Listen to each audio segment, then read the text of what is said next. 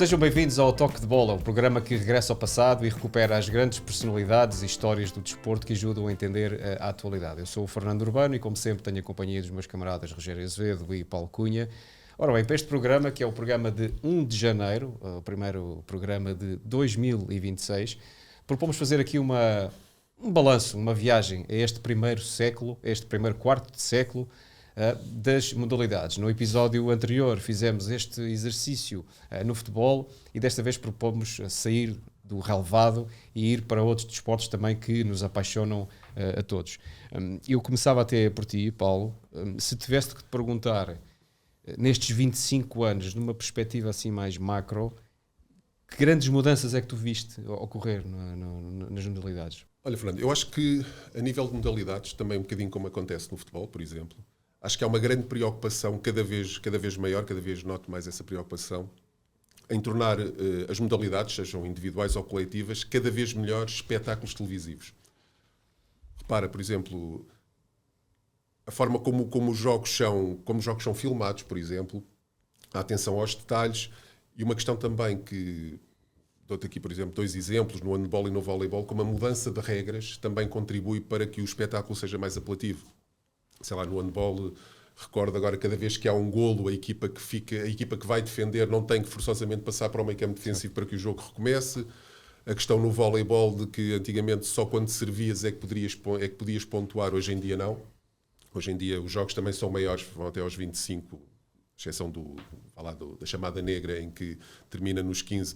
Mas cada vez que ganhas o ponto, esse ponto conta, não é uma questão de mudança de serviço, conta logo o ponto. E, portanto, acho que essa mudança de regras para tornar as modalidades, os jogos mais espetaculares e melhores espetáculos televisivos, acho que é um contraste bastante grande em relação ao que acontecia no século passado.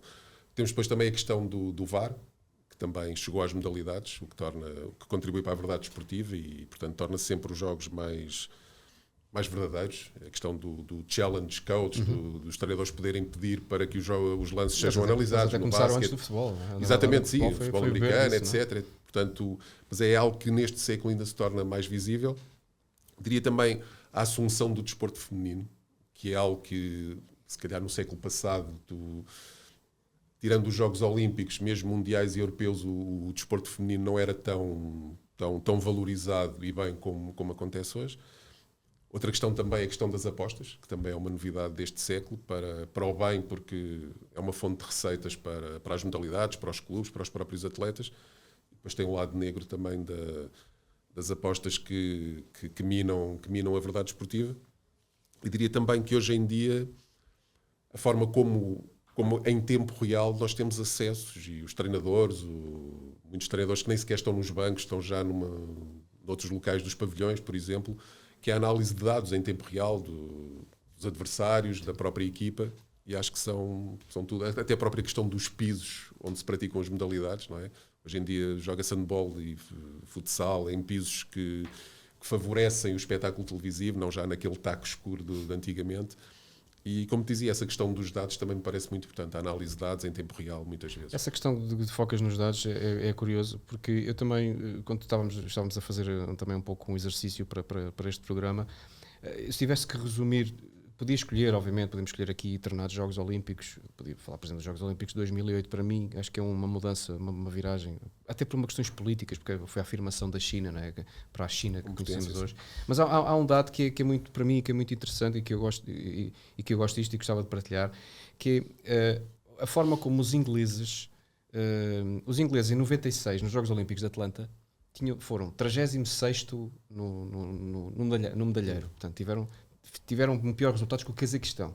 Aquilo gerou uma vergonha nacional e o governo criou, até porque eles depois já a uma altura sabiam que já iam organizar os Jogos Olímpicos de Londres, e é uma altura que o governo toma uma posição e diz, nós temos que mudar o paradigma, então criaram uma agência que era a UK Sport, em que essa agência começava a criar programas específicos não era para as eventuais modalidades que podiam aparecer, não. Eles iam injetar dinheiro em modalidades que sabiam que podiam ter medalhas. Portanto, se não se percebessem que não podiam ter medalhas, não investiram dinheiro. Pode ser polémico, mas era um bocado na lógica da empresa. Ou seja, não, isto nós vamos aqui para ter retorno.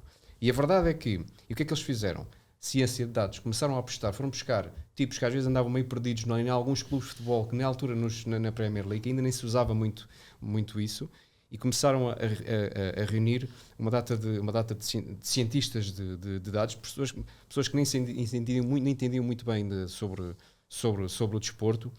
E o que é que eles fizeram? Eles investiram tanto, mas escrutinavam muito o dinheiro que entrava. De onde é que vinha o dinheiro? Da Lotaria Nacional. Quando há pouco falavas das apostas, ainda na altura ainda não havia os bettings que é com esta facilidade, mas parte do dinheiro da Lotaria Nacional foi injetada naquele programa. O que é que aconteceu? Em 14 anos em ciclos desportivos não é assim tanto. 14 anos não, portanto em 16.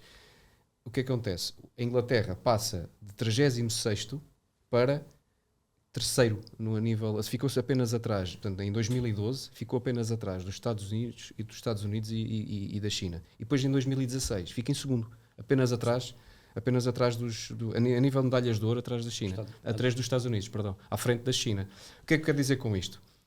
Se tivesse que reunir esta história, para mim representa o que é que foi a evolução também nas modalidades, porque tu pegas e de repente tens a ciência dos dados em todos os desportos e depois também que teve repercussão no futebol. Sim. Só fazendo aqui um parênteses, o novo Chief Scout do Benfica é alguém que não é especialista naquela visão, naquela perspectiva do olheiro, é alguém que é analista de dados. Portanto, os dados entraram neste novo século de uma forma absurda e neste momento é transversal.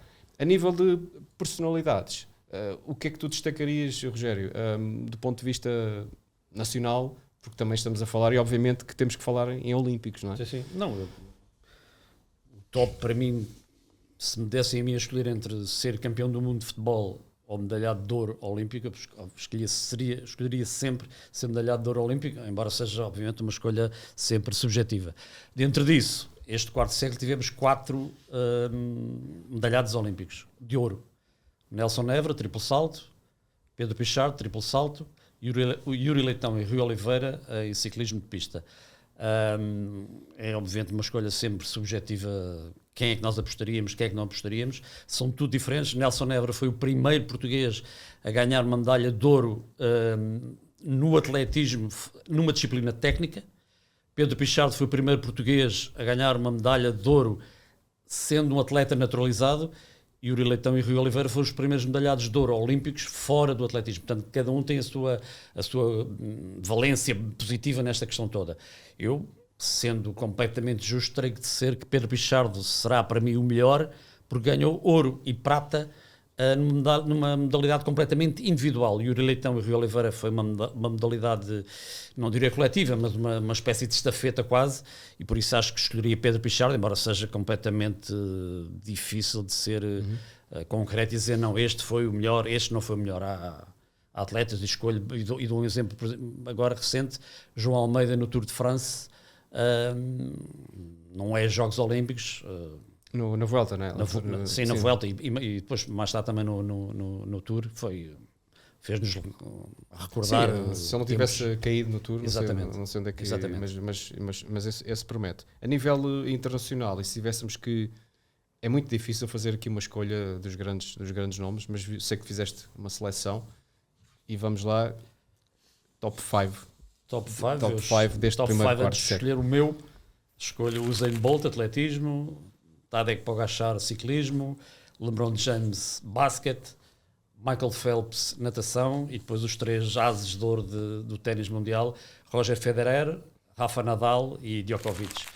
Ok, então vamos imaginar que isolamos o LeBron porque joga numa modalidade coletiva, vamos isolar que isto é uma luta a 3 e vamos imaginar, penso que será consensual, olhar para Michael Phelps e Usain Bolt.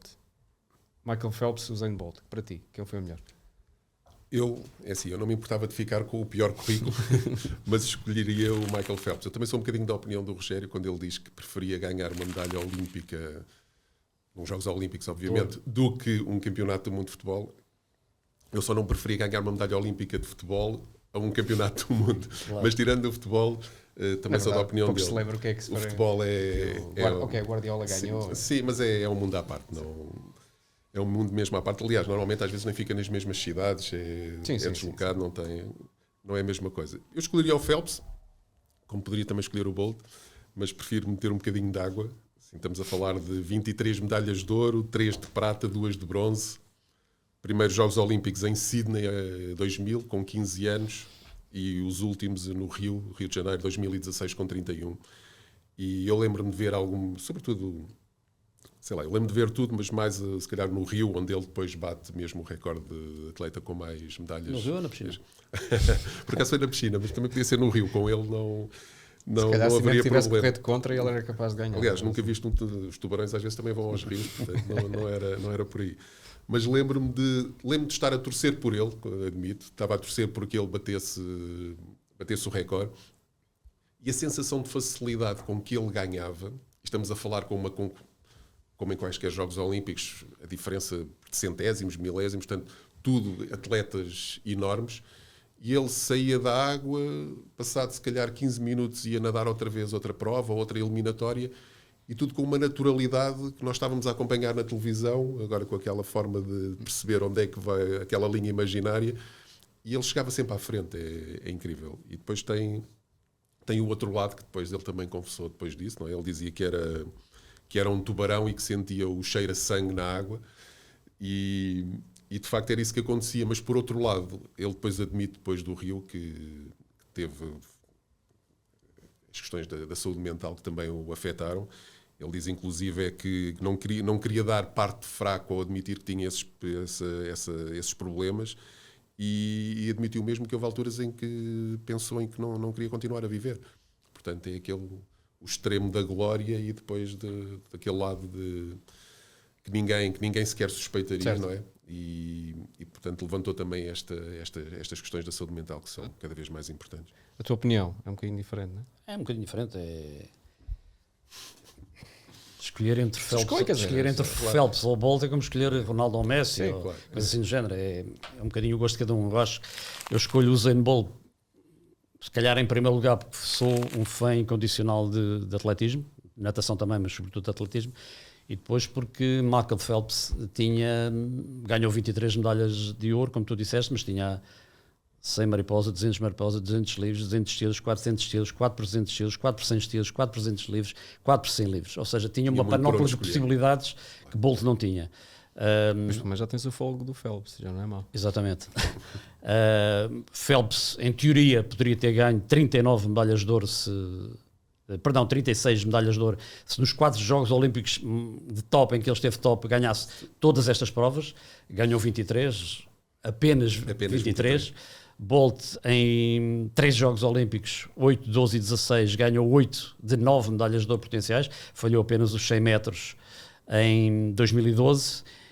E depois há uma questão também que me parece interessante, que é, nós sabemos que na natação é assim, mas pronto, neste momento, se olharmos para os recordes do mundo de natação, Michael Phelps só tem 2, e são ambos de estafetas. Ou seja, todos os recordes que ele tinha foram eliminados da lista. Bolt não, Bolt continua com o recorde do mundo dos 100 metros, dos 200 metros e do 4 por 100 metros. É sempre subjetivo, mas eu claramente escolho o Usain Bolt. E agora deixa-me fazer a pergunta, e tu, Fernando, qual era a tua opção?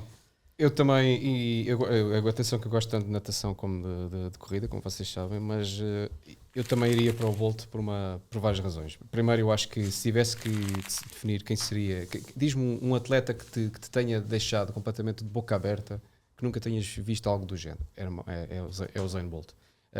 E podia estar aqui a dar números, mas eu limito-me aqui a um só facto, e que até nem é muito falado, porque fala-se mais do que ele fez nos 100 metros. Os 200 metros, os 19,9 são o recorde do mundo dos 200 metros batidos nos campeonatos do mundo de 2009 em Berlim. Ele faz os primeiros 100 metros em curva, a curvar, a 9,92. 9,92 a curvar. 9,92 foi o recorde na altura olímpico e do mundo, batido pelo Carl Lewis quando ele ganha o ouro nos 100 metros em Seul.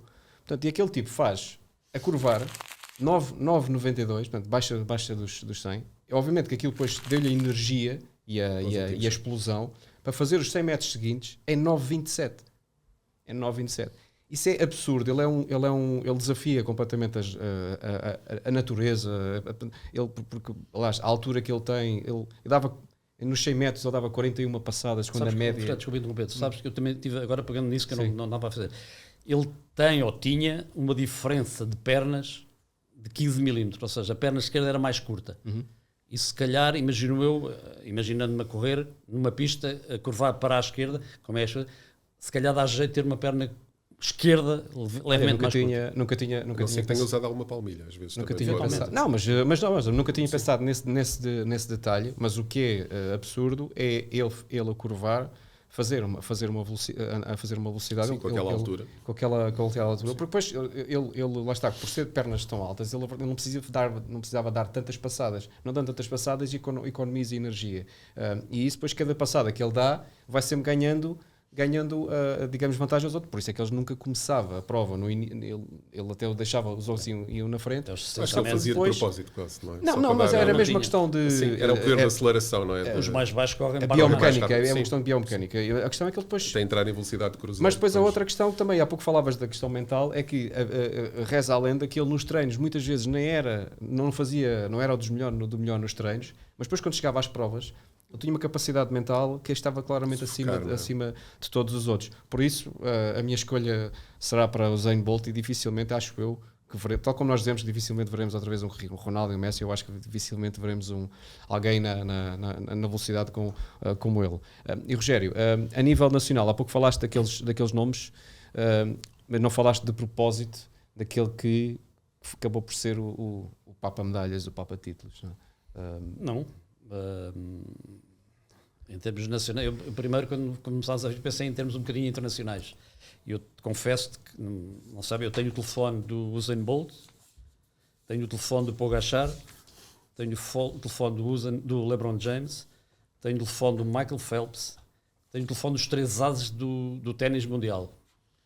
Tive tentado, mas nenhum deles me atendeu. E por isso acho que é melhor virarmos a agulha para o outro lado e conversarmos talvez com aquele que é indiscutivelmente o atleta português mais medalhado deste quarto século, claramente, e imagino eu também de todos os tempos. O nosso as, não é?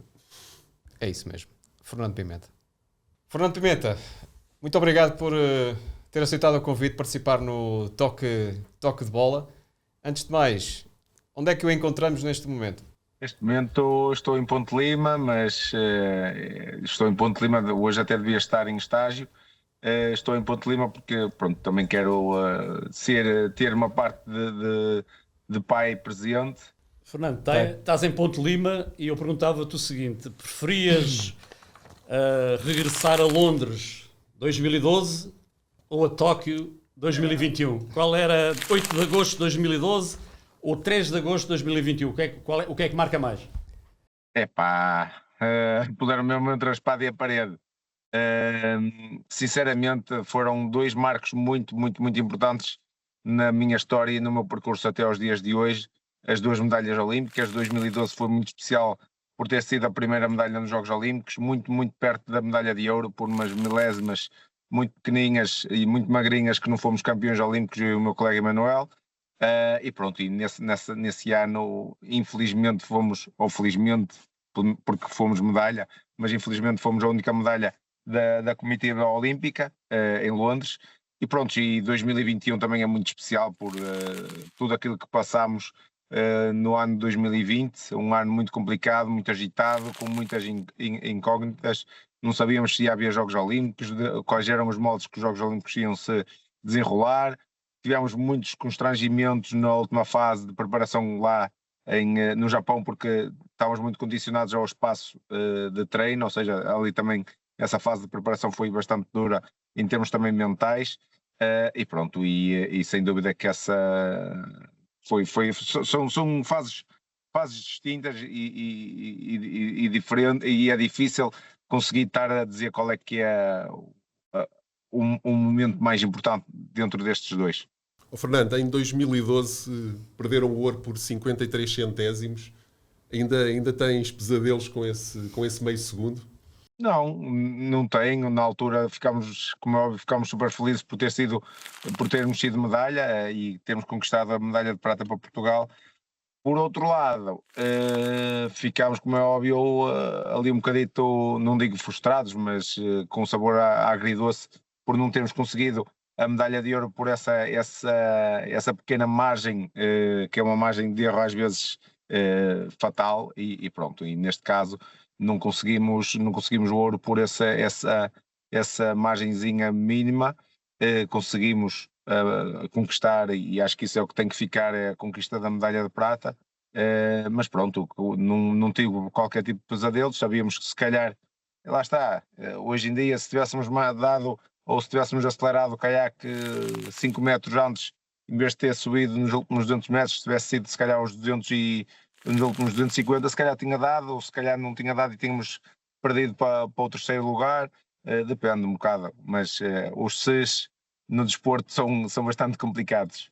Fernando, aqui na capa da bola de 2012 que temos aqui está duas frases, uma tua e outra do Emanuel Silva. A do Emanuel é dizer que os últimos 100 metros foram feitos quase a desmaiar, e a tua é de algum modo a reafirmar aquilo que vais dizer, que é: podíamos ter chegado ao ouro, mas não sai daqui completamente realizado. Aqueles 100 metros foram de facto muitíssimo duros.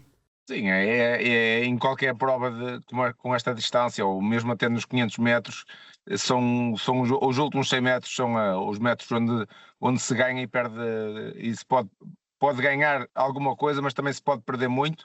Nós foi conquistar nos últimos 100 metros, apesar de termos vindo já, que custou imenso, mas mesmo assim foi na fase onde nós conquistámos e nos aproximámos ainda mais dos húngaros, da medalha de ouro, e deixámos o resto da concorrência do terceiro e quarto lugar para mais afastado de nós.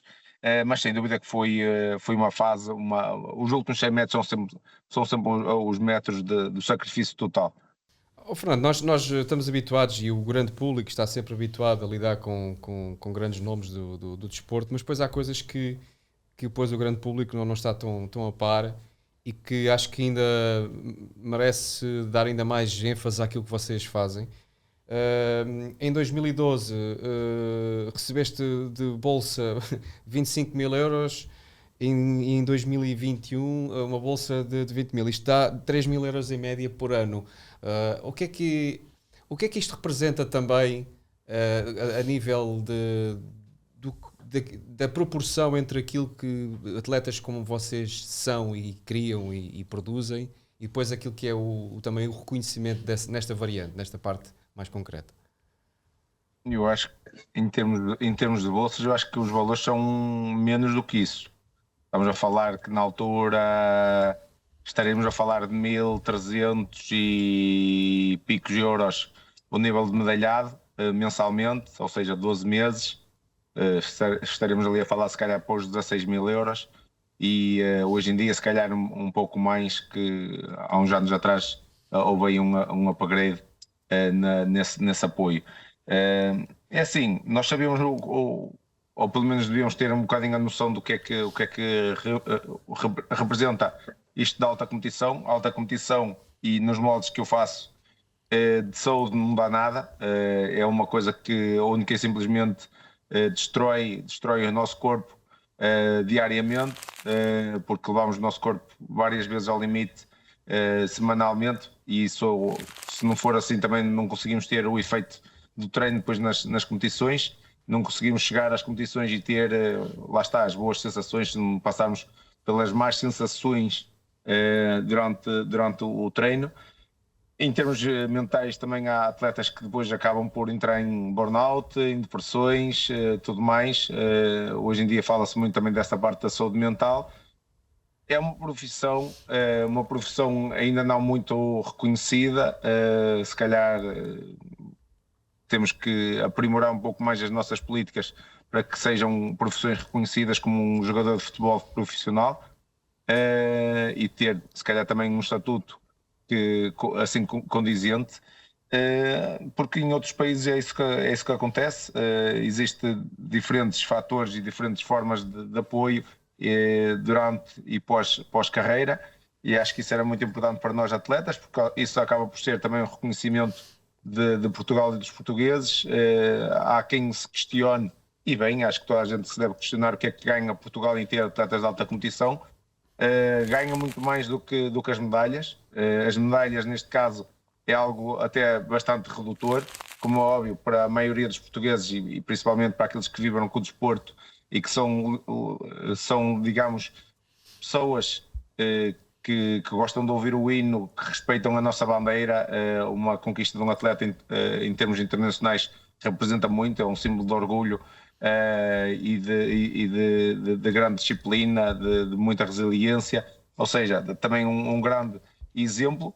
Mas lá está, é isso que eu queria realçar. Um atleta de alta competição no meu nível e outros atletas é muito mais do que números e medalhas, é mais, se calhar, alguém que pode inspirar gerações, pode fazer a diferença entre termos um miúdo que possa entrar num caminho menos bom da sua vida, ou então inspirá-lo e levá-lo a praticar desporto, nem que seja de forma só de lazer e de estar num grupo de amigos saudável, que normalmente no desporto acontece isso, e depois também inspirar os mais velhos a praticarem desporto e a serem ativos no seu dia-a-dia, a terem um estilo de vida saudável, em termos também de alimentação, em termos de serem o mais regrados possível. E pronto, e acho que isso é uma das coisas que nós na alta competição podemos dar, e em termos de reconhecimento, se calhar podia até haver um pouco mais. Já agora, é só para. É ligeiramente fora do alinhamento que tínhamos aqui, mas acho que o Fernando levantaste uma questão que é: noutros países, apoios noutros países. Podes-me dar exemplos concretos de que algumas políticas são feitas noutros países para atletas de alta competição, como é o teu caso, e que não são feitas, que não existem cá? Sim, facilmente. Por exemplo, o meu nível de estou em termos de medalhado, em termos mundiais e europeus, um colega meu espanhol, estamos a falar no mínimo 5.000 euros mensais, aqui ao lado. Estamos a falar a poucos quilómetros aqui ao lado, num país que começou a desenvolver cada vez mais a sua cultura desportiva graças aos Jogos Olímpicos de 92, em Barcelona, e acho que isso foi um gatilho muito importante para o desporto espanhol. Além de outras políticas em que os atletas são integrados nas Forças Armadas em quadros ligados ao Estado, e isso permite que o atleta tenha uma visão de futuro para além do desporto, e sabe que está salvaguardado quando terminar a sua carreira desportiva. No meu caso, e cá em Portugal, estamos a falar da Bolsa neste momento em 1.750 euros, como para a nossa realidade também é muito bom. Não temos que deixar de ter esta humildade de reconhecer esse esforço, mas olhando para aqui para o nosso lado é bastante diferente. E sabendo nós que são profissões que rapidamente terminam. Eu recordo-me perfeitamente agora, ainda em Paris, que estava no nível máximo, 1.750, e falhei o objetivo da medalha. Falhei o objetivo da medalha e no próprio mês, ou no mês a seguir, já tinha levado uma redução na minha bolsa mensal. Ou seja, se eu tivesse tido um resultado ainda pior, tinha decrescido ainda mais essa bolsa olímpica. Pronto, mas está nas regras, é assim que funciona. E pronto, e em outros países estamos a falar, por exemplo, os meus colegas húngaros, e não só têm, com a conquista de medalhas olímpicas, têm, digamos, bolsas ou subvenções vitalícias, o que permite também poderem já estar a pensar em investimentos a curto e a longo prazo para a sua pós-carreira, ou dar-lhes também bastante segurança. E pronto, e outros países, na maioria dos países não é só a parte monetária, lá está, mas o salvaguardar a parte profissional no futuro. A maioria dos meus colegas alemães, que é uma das grandes potências do desporto mundial, a Alemanha, tem isso mesmo. A maioria deles são polícias, são militares. França, Itália, República Checa, Hungria, ou seja, em todos esses países existe esse salvaguardar do futuro dos atletas de alta competição, porque sabem que um dia isto é uma profissão até bastante precária, também de desgaste rápido. Para quem não tem essa noção, isto é uma profissão, e no meu caso, de 24 sobre 24 horas. Isto não é só a hora e meia, como estávamos há bocadinho a falar, em que eu entro para dentro da água e depois à tarde do ginásio, outra vez a água e tudo mais. isto é 24 sobre 24 horas, tudo aquilo que nós fizermos, ou neste caso, tudo aquilo que eu fizer à volta do treino, nomeadamente as minhas alimentações, as minhas refeições durante o dia todo, o tempo que eu passo ou que vou descansar e dormir, tudo isso conta, ou seja, não há fins de semana festivos durante a época a decorrer, porque sei que o deitar-me ou ir ali ver uns copos com os amigos ao fim de semana vai-me condicionar a semana seguinte em termos de treino e de performance, não é isso que eu quero. E pronto, e passámos lá está, as 24 horas sobre 24 horas, 7 dias da semana, a pensar em otimizar e a melhorar a nossa performance, e sabendo que isto vai ser uma coisa que de um dia para o outro termina, e pronto, e aí vamos ter que procurar ter algum perspectiva de futuro. Fernando, só para se perceber o nível de exigência de um atleta de alta competição, top da alta competição, podias descrever-nos como é que é um dia da tua preparação, a que horas acordas, o que é que fazes, a alimentação, o tempo que passas em estágio, como é que é um dia, uma semana na tua vida? Assim, normalmente, em termos de estágio, em termos de preparação, digamos que são os 11 meses, são 11 meses por ano. Temos ali aquele mês em que tiramos ali as nossas férias, aproveitamos para recuperar melhor da época passada e começar a pensar e a preparar a época futura.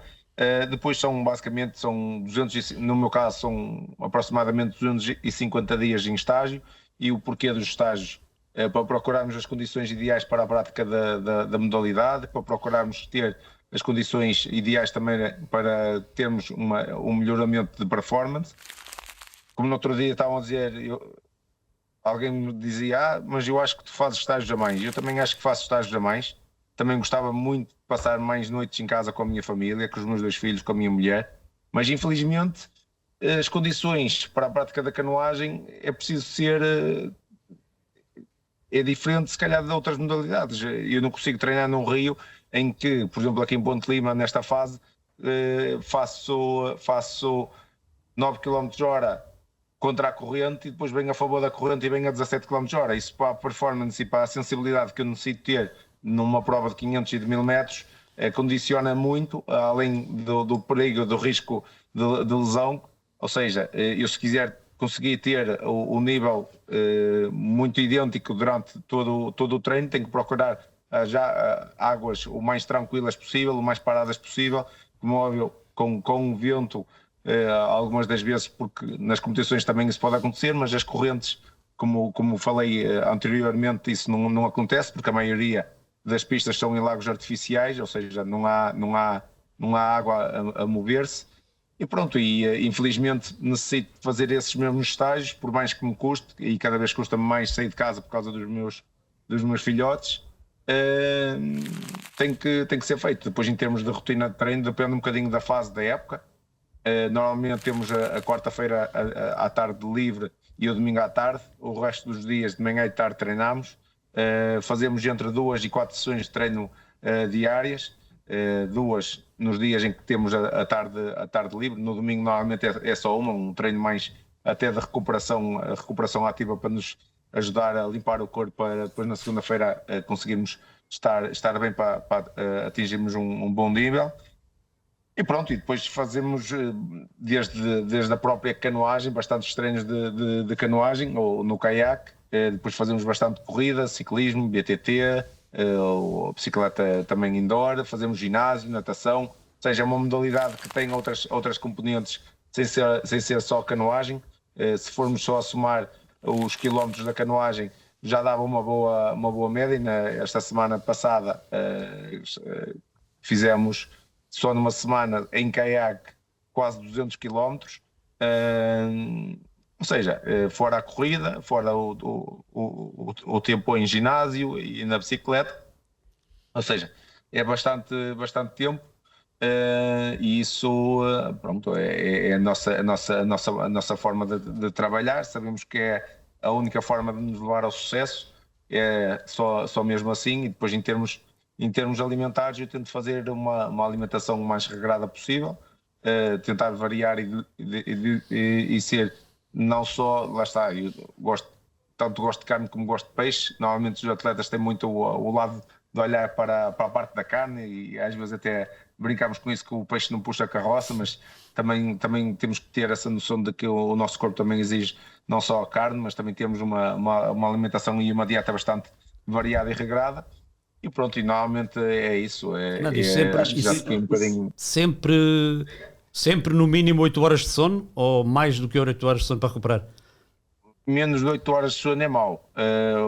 Quanto mais tempo, melhor.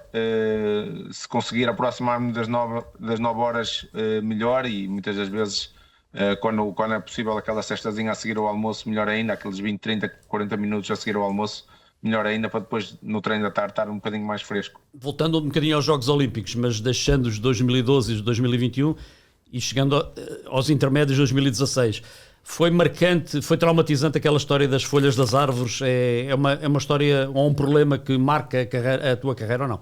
Ou foi ultrapassado completamente um problema? Sim, foi ultrapassado, sabendo que foi um momento e com a humildade que eu posso ter, que posso garantir que me tirou, não digo o título olímpico, mas digo uma medalha olímpica. Isso, nós temos a noção disso e acho que temos que ter essa noção devido a tudo aquilo, a época como estava a desenrolar, todos os dados que nós tínhamos do aparelho que levámos diariamente e há vários anos que levamos connosco, ou seja, temos toda a informação de registro de treino e de performance nos últimos anos, os treinos basicamente repetimos época após época e sabemos aquilo que temos que fazer em certas e determinadas épocas para atingir uma grande performance. E pronto, mas foi um momento muito duro. Nunca mais vi, por exemplo, essa regata, essa final dos Jogos Olímpicos, nem a final agora mais recente de Paris, porque ainda são momentos que me custam quando vejo. Falar neles custa menos um bocadinho, mas ver ainda me custa bastante, porque estamos a falar de muito sacrifício pessoal e também familiar. E quando estamos a falar realmente de sacrifícios à séria, de um rigor alimentar bastante rígido, do treino, da disciplina, da resiliência dia após dia, tentar mais e melhor, ser mais rápido, ser mais forte, ser mais resistente, custa mesmo muito depois quando não se atinge o objetivo, sabendo que tínhamos tudo para o conseguir. Tive ali umas boas noites durante alguns tempos em que acordava à meia da noite sobressaltado com esse momento no Rio de Janeiro.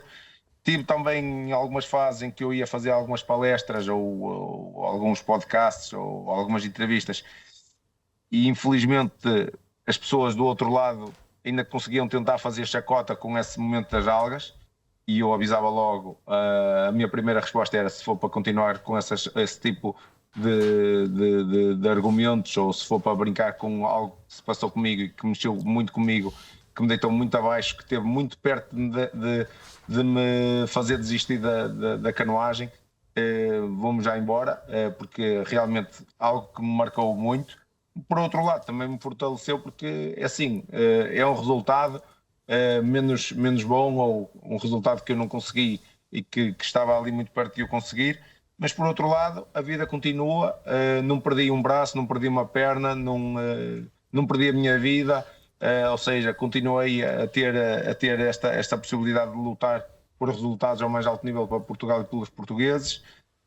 E felizmente os resultados têm aparecido. Tenho sido um dos atletas provavelmente com mais constante nos últimos anos. Poucas vezes falhei os pódios, e pronto, e isso deixa-me também de certa forma feliz, e não só os resultados esportivos, mas fora do caiaque também acho que tenho construído uma carreira fora do caiaque bonita, e acho que isso é das coisas que eu vou levar para o resto da minha vida, e aquilo que eu hoje em dia também faço com que os atletas pensem. Fernando, eu estava-te a ouvir, e isso também se calhar é um traço comum a muitos atletas de nível muito, muito acima da média, que é pensar que vocês sofrem mais do que retiram prazer do desporto que praticam. Ou seja, não sei se me estou a explicar bem, eu ouço-te falar e vejo muito sofrimento, seja na preparação, seja na forma como se reage às derrotas depois de tanto tanto trabalho para se conseguir um objetivo que às vezes por estas questões mínimas de umas folhas, de umas algas não se alcança, e depois o prazer parece que se esfuma ali só no momento em que recebem a medalha e depois já estão a pensar no sofrimento todo que vem aí outra vez. E isto depois é um bocadinho também aquilo que estavas a falar, as questões do burnout, da saúde mental dos atletas. Como é que vocês lidam com este sofrimento? Parece constante, seja na preparação física, mental, etc. Sim, a verdade é que nós passamos por muitos altos e baixos. Eu, felizmente, tenho passado por muitos mais altos e momentos bons de prazer. Aliás, os momentos menos bons foram realmente momentos maus, maus em termos de resultado, ou então também em termos mentais para mim, que foi os Jogos Olímpicos de 2016 e 2024. E lá está, mas nós, eu no meu caso, se calhar cheguei a uma fase em que não valorizo tanto os resultados desportivos como devia de valorizar. Não sou o atleta que ganha um título mundial e se calhar vai ali e abre uma garrafa de champanhe e festeja, ou pega e vai festejar com um jantar com os amigos. Basicamente é aquilo que você disse. Se calhar sou demasiado frio, demasiado cruel para comigo próprio, porque sei que isto é tudo muito bonito, mas é momentâneo. Hoje o Pimenta é campeão do mundo, mas amanhã já está mais ou menos esquecido. Felizmente, e agradeço por vocês se lembrarem de mim, são sempre momentos bastante importantes para a minha carreira, e acho que também para a carreira dos jovens com futuro que queiram ter este tipo de resultados. É um reconhecimento. E pronto, e foi exatamente aquilo que disse. Quando me falam, zona de conforto, eu já não sei o que é a zona de conforto. Zona de conforto provavelmente deve ser um prato típico aí de uma região que ainda não provei. Um dia destes gostava de provar esse prato chamado zona de conforto, porque nós trabalhamos diariamente fora da zona de conforto, e quando estamos dentro da zona de conforto é mau sinal, é sinal que não vamos evoluir. Chegamos às competições e cada vez mais tento desfrutar como se fosse a minha última competição, para realmente ainda ter mais nostalgia e lembrar-me das primeiras, quando eu ia lá de forma um bocadinho mais inocente, sem saber tanto aquilo que eu ia fazer. Mas é isso, é aquilo que disse. 2020, das coisas que mais me custou foi quando eu adiaram os Jogos Olímpicos, por saber que ia ter que repetir todo aquele processo de treino que já tinha feito até então, até março de 2020. Que já tinha sido uma grande parte da preparação para os Jogos Olímpicos de Tóquio, e tinha que voltar a repetir tudo no ano a seguir. Ou seja, essa parte é a parte que mais custa, a parte da preparação, a parte da competição. É onde eu me divirto mais. Acho que eu preferia competir todos os dias do que treinar. Acho que também já faz parte um bocadinho da genética de ser um atleta competitivo, de estar sempre a tentar dar o melhor diariamente.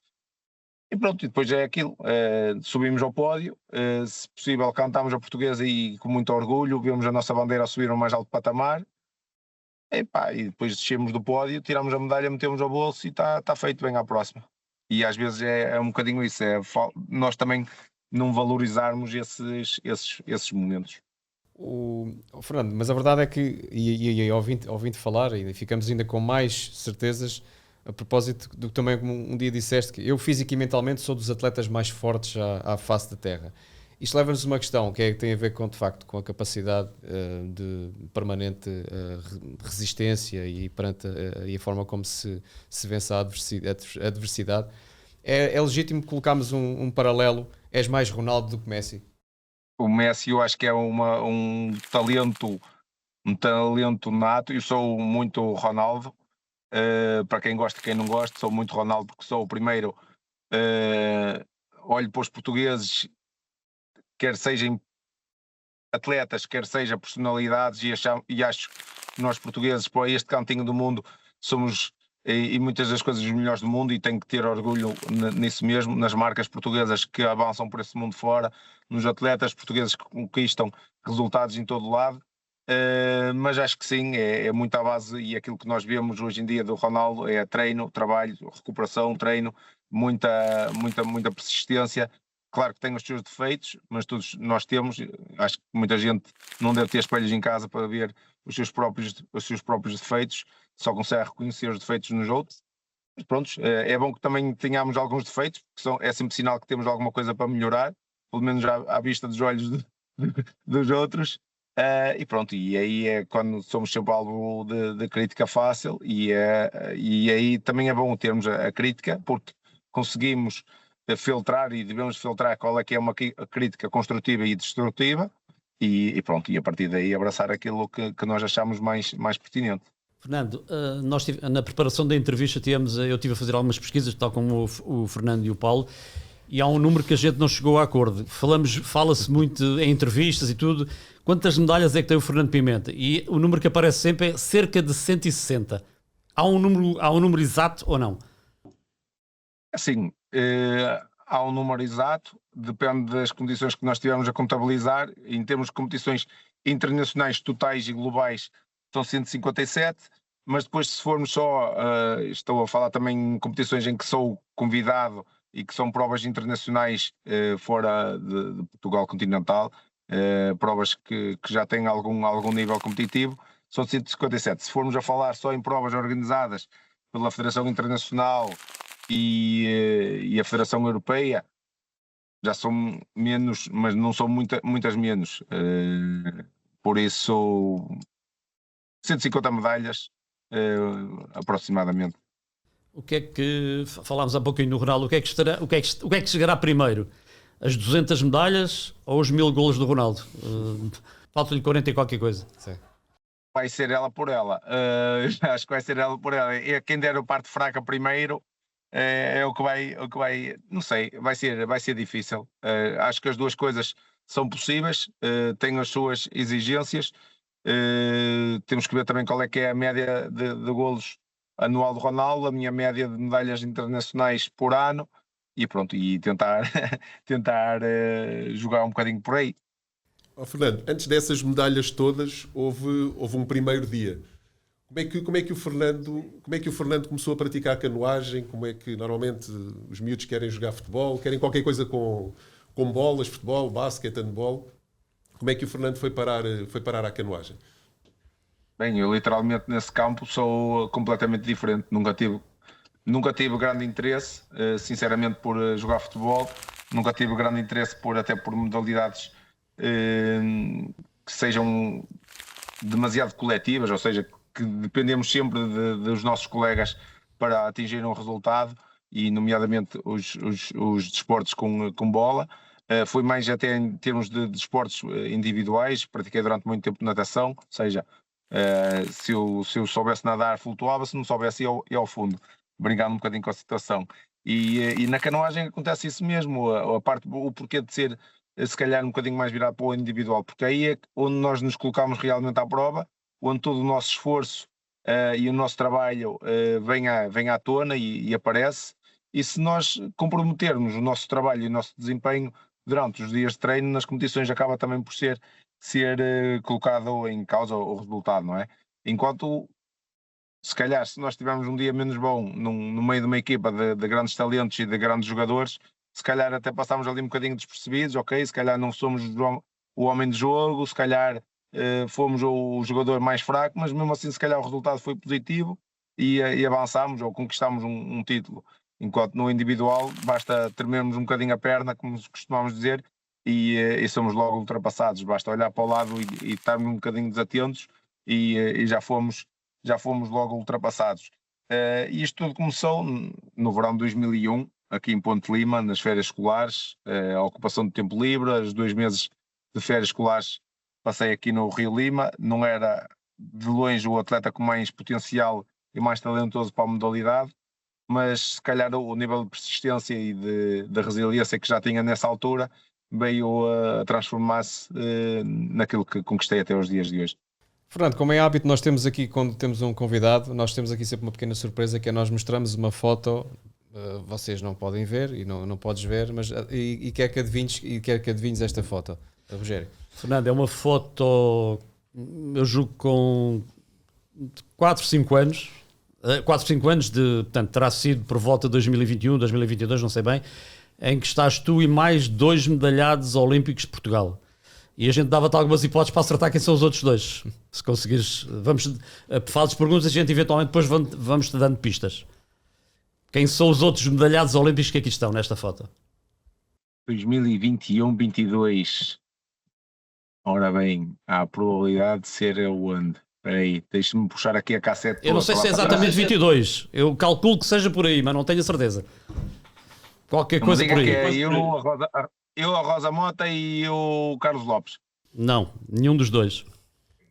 Mais recente. Mais recente, atletas mais recentes. Ok.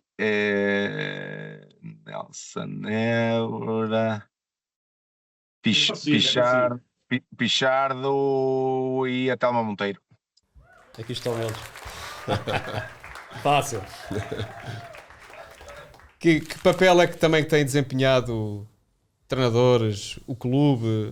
Há pouco falávamos também da questão dos apoios. Aqui, de facto, é também muito importante um atleta, como o teu caso, ter o apoio também de um clube.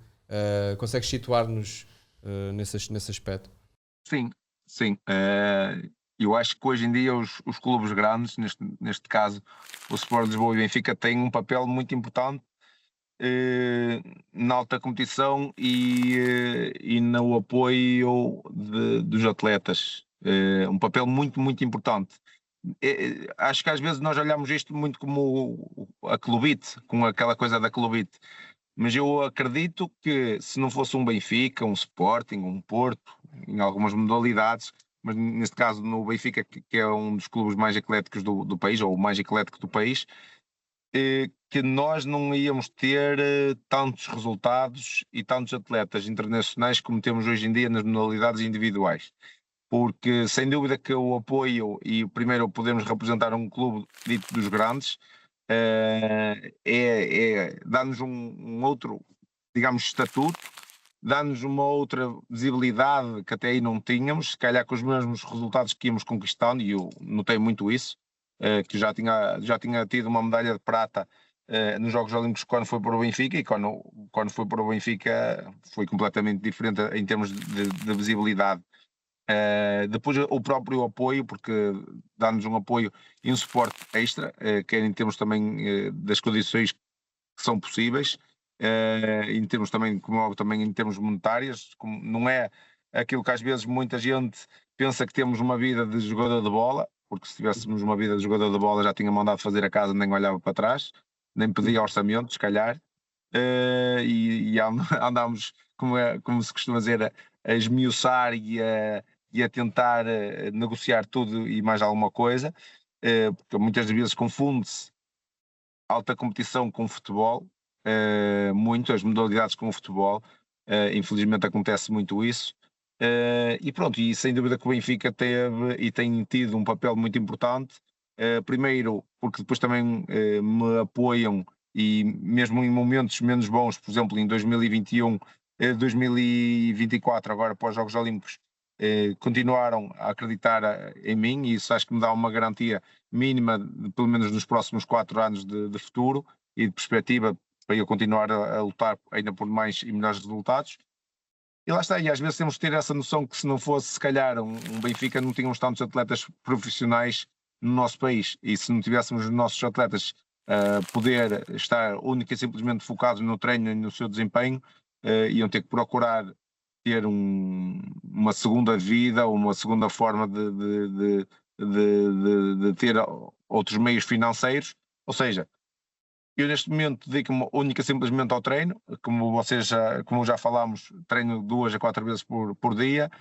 Se eu quisesse ter uma profissão, dava para ter uma profissãozita, ia ter que cortar ao treino, facilmente cortava ao treino, fazia menos umas sessões de treino, fazia um bocadinho menos volume, ia dar para treinar, mas não ia treinar de forma de alta competição, ia se calhar muitas vezes só cumprir o treino, o plano de treino, outras vezes, dá, não dá, olha, amanhã logo se vê, e pronto, e de certa forma o Benfica veio que eu neste momento me foco única e simplesmente na minha carreira, sabendo que tenho esse apoio até 2028, e isso acho que é extremamente importante, e acho que também temos que reconhecer, acho que o próprio governo tem que ter esse reconhecimento para os clubes que apoiam e incentivam os atletas a continuarem as suas carreiras na alta competição e pronto, acho que isso também é muito importante. Fernando, tendo em conta este passado brilhante, medalhado olímpico, aliás, há poucos medalhados olímpicos, duplos medalhados olímpicos neste século, apenas o Fernando, neste século são apenas 4 duplos, ou seja, nós só temos o Pichardo, o Nelson Évora, o Yuri Leitão e o teu caso. Só que no teu caso temos a falar de uma carreira que já vai longa. O que é que os livros vão dizer do papel do Fernando Pimenta no desporto português? Não sei. Não sei, já começa a sair alguma coisa. Felizmente ou infelizmente, para alguns miúdos, já começam a levar com o problema do Fernando Pimenta nos seus manuais escolares. Mas fora isso, acho que quando eu conseguir ter tempo de escrever, acho que eu gostava de escrever a minha biografia, porque há tanta coisa que eu passei, que senti, que vivi, mesmo não conseguindo transcrever e passar isso para a pele das pessoas, para o coração das pessoas, acho que é importante deixar isso marcado, isso pelo menos patenteado para os mais novos. Eu sou uma pessoa que, em termos de leitura, não sou um grande consumidor de livros, infelizmente, eu reconheço isso. Aqueles livros que eu mais gosto são, digamos, também as biografias de atletas e de pessoas que nos vão também inspirando, uns bons, outros menos bons, mas pelo menos vamos vendo ali minimamente como é que é a realidade da vida dessas pessoas. E pronto, e acho que em termos de quando sair assim num livro, acho que a palavra mais importante vai ser a resiliência e família, porque estão as duas também muito, muito ligadas, não parece. Acho que também podia tocar um bocadinho na parte da humildade, mas foi aquilo que ainda no outro dia falei num podcast sobre isso. Quando nós falamos que somos humildes, somos logo atacados a dizer que já estamos a perder a humildade por dizermos que somos humildes, mas se não dissermos é porque não damos valor a nós próprios. Há ali muita coisa assim, às vezes, que nós também devíamos tirar um bocadinho o tabu. Quando eu falei, há bocadinho realçou muito bem aquela expressão que eu disse, que eu era um dos atletas que achava que era um dos atletas mais resilientes e mais fortes em termos físicos e mentais. Eu disse isso no final do Mundial em 2023, depois de conquistar o título de campeão do mundo em cabo 1000 metros, num ano em que o atleta húngaro, um dos meus adversários, o atleta húngaro, o Varga, ganhou tudo, fazia de nós o que basicamente o que queria durante essa época desportiva. Toda a gente dizia que era impossível lhe vencer esse ano, que não ia dar para vencer, porque ele estava realmente num pedestral completamente diferente em termos de forma física e mental também, porque quem consegue ganhar praticamente tudo durante um ano, quando termina a época está noutro nível que os outros não estão, não é? E eu consegui fazer aquilo que os próprios comentadores, Pimenta fez, aquilo que toda a gente na canoagem pensava que era impossível, que foi vencer ao Adam Varga e ser campeão do mundo.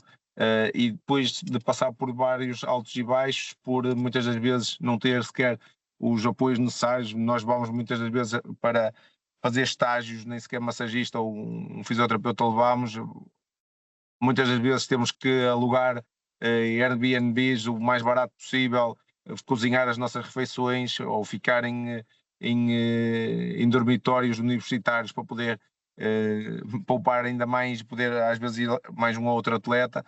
São coisas que as pessoas às vezes pensam, não, o Pimenta fica de certeza em hotéis de luxo, hotéis bons, aquilo é tudo à grande. Se calhar não é bem assim, se calhar acho que já posso falar disso, em 2024 o Fernando Pimenta podia não ter chegado aos Jogos Olímpicos, podia ter acontecido uma tragédia de 5 para 6 de janeiro e não ter chegado, opá.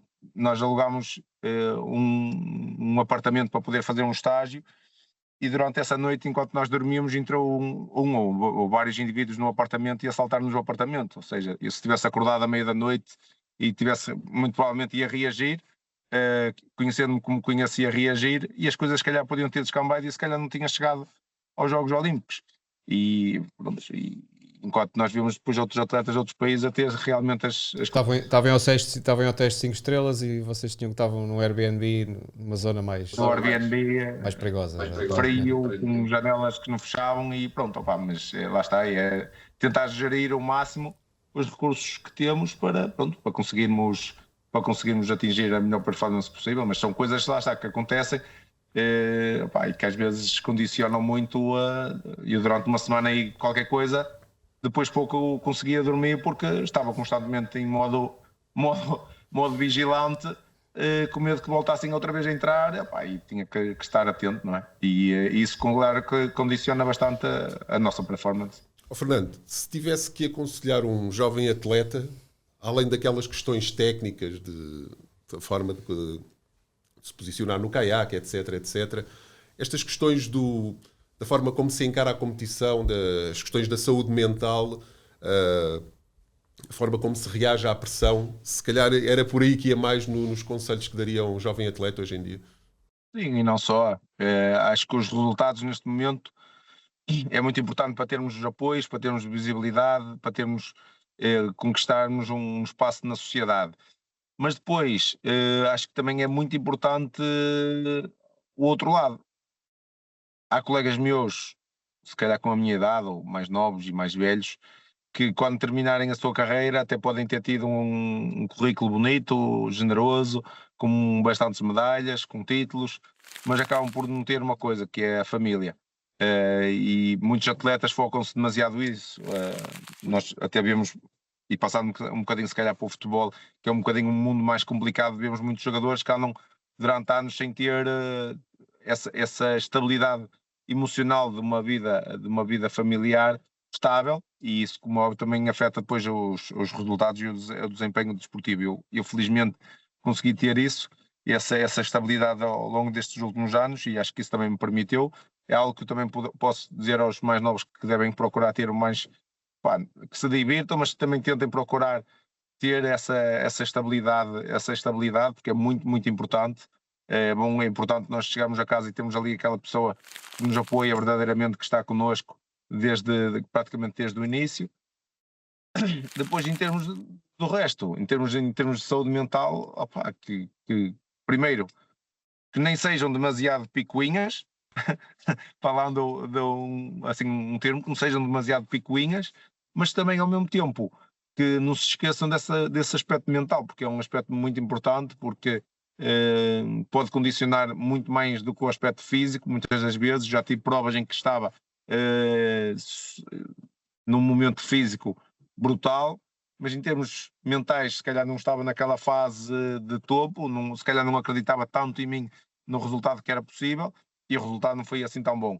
E já tive fases em que o corpo se calhar não estava a 100%, se calhar estava ali a 92%, mas em termos mentais estava a 130%, e a cabeça ajudou a que o corpo ainda fosse mais longe do que aquilo que era suposto. E pronto, e isso acho que é muito importante, mas sobretudo que sejam, para os mais novos, que criem uma carreira sólida, estável, que sejam verdadeiros, por causa, hoje em dia, muito facilmente, por causa de um resultado, até vemos em termos amadores, esta parte do doping, que temos que falar, e isto acho que às vezes é um tabu, o pessoal tem medo de falar, eu não tenho medo de falar disso, porque primeiro nunca pensei e nunca usei dessas coisas, nem tenho a intenção de o fazer, por pior resultado que aconteça ou por mais desespero que aconteça, porque acho que isso é uma coisa que pode denegrir a carreira de qualquer um, e hoje em dia isso é perigoso, porque está aí às mãos de semear, pelo que parece, é fácil de se conseguir, infelizmente nos mercados negros, às vezes até por influência de um par ou de um colega. Depois a parte também de sermos, em termos quando chegamos a uma alta competição, desta parte das apostas desportivas, de podermos ser influenciados por apostas desportivas, por sermos persuadidos para poder perdermos, ganharmos, o que for, dependendo também das modalidades. E pronto, e acho que no final aquilo que eles devem ter é, quando se deitarem todos os dias, terem consciência tranquila, poderem ter um sono e dizer assim, não há nada a apontar-me, e eu felizmente é das coisas que mais prazer me dá, é poder deitar todos os dias e dizer assim, epá, não há nada que me possam apontar,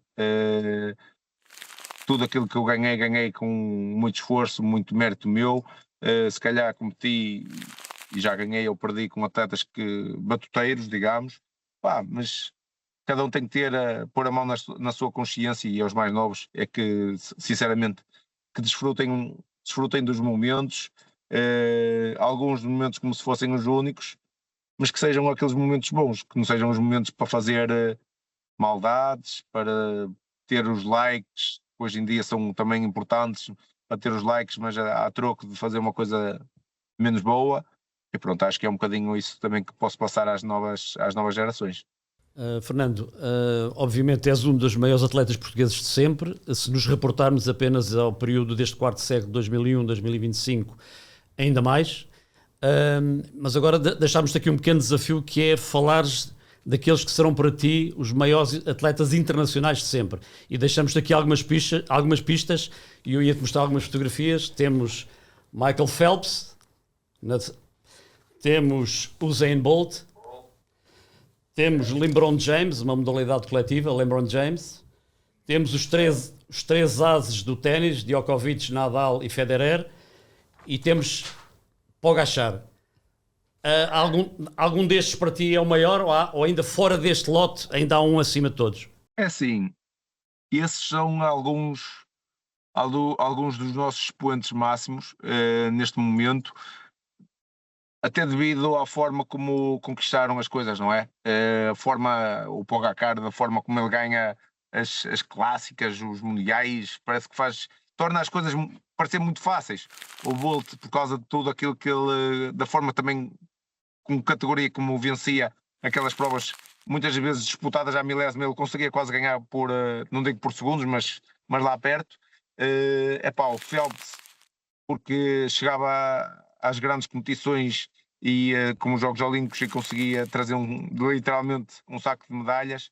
Ele sozinho, até há bem pouco tempo, tinha tantas medalhas olímpicas como Portugal inteiro na sua história. Os três do ténis, para mim, brutal, por causa da forma, lá está, é isto que nós temos que passar para os mais novos, apesar de serem adversários dentro de campo e matarem-se uns aos outros durante horas nos torneios, nos grandes torneios, fora, e lá está, essa fotografia é espetacular por isso mesmo, tem uma amizade e um respeito gigante, e acho que isso é também muito importante, nós termos esse respeito e essa amizade. Eu tenho essa valência de poder criar amizade por todo lado que vou, com colegas meus e ex-adversários meus e adversários neste momento. Em 2016, antes dos Jogos Olímpicos, partilhei quarto com um dos meus principais adversários para os Jogos Olímpicos durante 15 dias, e acho que é isso, são momentos que nos vão marcar, mas sem dúvida que são atletas que de outro nível. Acho que em Portugal também os temos, nomeadamente os nossos campeões olímpicos. Acho que temos que destacar sempre os nossos campeões olímpicos, não querer defraudar nenhum. Depois temos nas outras modalidades, temos a Tisha Penicheiro no basquete, temos o Miguel Oliveira nas motas, que conseguiu fazer coisas bonitas e dar, se calhar, uma visibilidade em alguma coisa que nós não acreditávamos. Temos também o Félix da Costa na parte dos carros, que muitas das vezes também é um bocadinho esquecido por estar numa componente que não seja o Fórmula 1, digamos, é o Fórmula E, mas que já conseguiu vários títulos nesse aspecto, ou seja, em várias modalidades. Não... Há aquele miúdo de Ponte de Lima também, não há? Aquele rapaz de Ponte de Lima, da canoagem, que tem 2 medalhas olímpicas. Também não é mau, para não? Também não é mau, rapaz. Nós temos, assim, nós se formos a ver, temos, hoje que no outro dia terminou a sua carreira, uma belíssima carreira, Rui Costa, do ciclismo. Muitas vezes esquecemos deles, desses atletas que já conquistaram e que fizeram. O Rui Costa, para mim, foi, hoje em dia, o ciclismo e o desporto. No ciclismo, neste caso, tenho que estar eternamente grato a ele, apesar de não estou a tirar o mérito aos outros, João Almeida, uma máquina, os dois jovens, o Leitão, o Ivo, o Rui, são atletas também de velocidade, são excelentes, sem ser atletas, são excelentes pessoas, e o Rui Costa eu conheço mais um bocadinho. Mas o Rui Costa em 2013, quando consegue aquele título mundial, deu um boom no ciclismo, deu algo que o ciclismo, se calhar as pessoas nunca acreditavam que era possível, um campeão do mundo numa prova de estrada, da forma categórica como ele fez, em que os próprios adversários fizeram-lhe a vénia, e pronto, e acho que isso, hoje em dia, o reconhecimento, acho que deve ser feito a esses atletas. Pronto, e nós temos vários atletas portugueses com esse mesmo nível, o João Sousa no ténis, que durante anos e anos esteve num patamar altíssimo e que hoje em dia trabalha, digamos, também na ATP.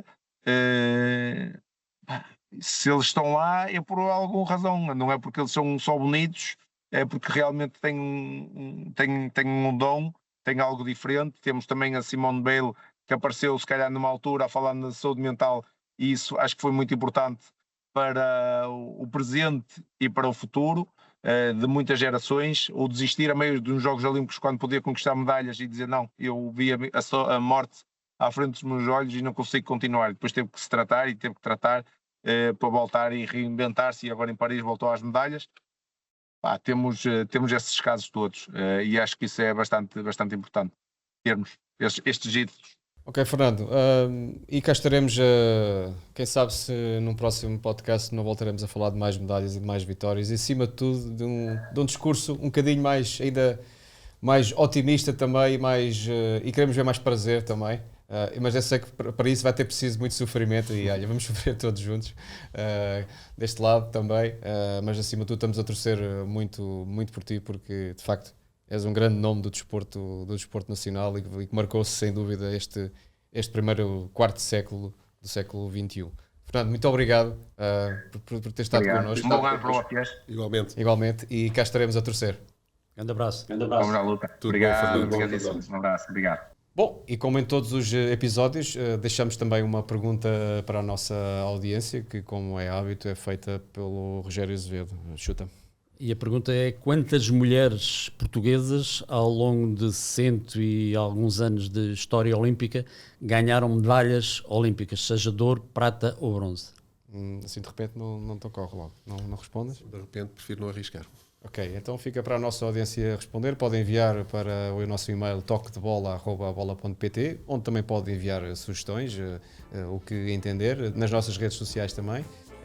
E assim nos despedimos. Rogério, obrigado. Paulo, por mais um episódio. Já sabe, bons toques no desporto e na vida. Vemos no próximo episódio.